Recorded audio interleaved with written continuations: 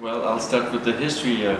St. Columbans and Friendship Place go back to the beginning for Friendship Place, which was 1991, so the very early years when volunteers got together to create Friendship Place out of a desire to help people living in homelessness in Ward 3. We acquired the center in 1993. We've been operating at 4713 ever since then.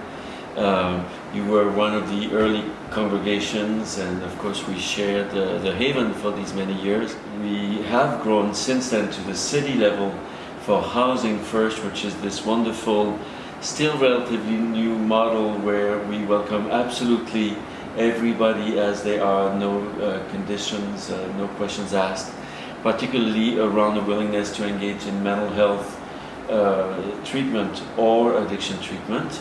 So we are leaving absolutely nobody behind. We've removed the moral judgment on housing. It's come as you are, and we work with you from within. A model we created in-house, which is the Aim Higher model. So this is employment first. It's we assume employability, very technically again, so we look to everybody as having a skill set. There is something, everybody who comes to us who is able to work, something that person can do and has in themselves to get a job. We help veterans rebuild all over DC Metro with funding from the federal government, the Department of Veterans Affairs. And that program takes 90 to 120 days. It's also very quick, very empowering, because the message is that the person or the family is resilient enough to rebuild quickly. It's a hand up, and it works really well. Yes, your neighbors do that, and we're very thankful for not only the help from the congregation itself, but the help from the congregants and your friends and neighbors. We appreciate that very much. So there are so many things people can do, and I'll try to keep them simple because they really are.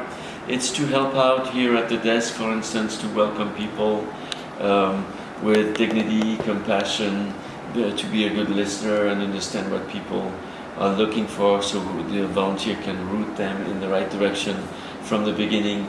But also so that there people can also answer phones, welcome people, work on resumes, work on rehearsing interviews, as I mentioned earlier, and then work on connections with employers, because through your very large congregation, you have access to employers whom we don't know yet, and you could help us connect with these folks so that we can arrange for interviews for our candidates. So we provide training for volunteers. All our trainings are open to volunteers, and then the division directors in each site arrange for additional training in the model so people understand how what direction the staff are working in with consumers and what the consumers are coming to do.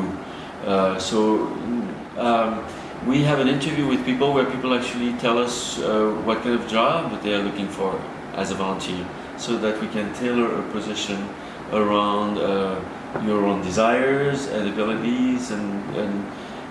So in fact, I think there shouldn't be again any fear that somehow people are not going to know what to do or feel awkward, because we can work also on sensitivity training, and if people need to get comfortable with the work we do, we can work in that direction.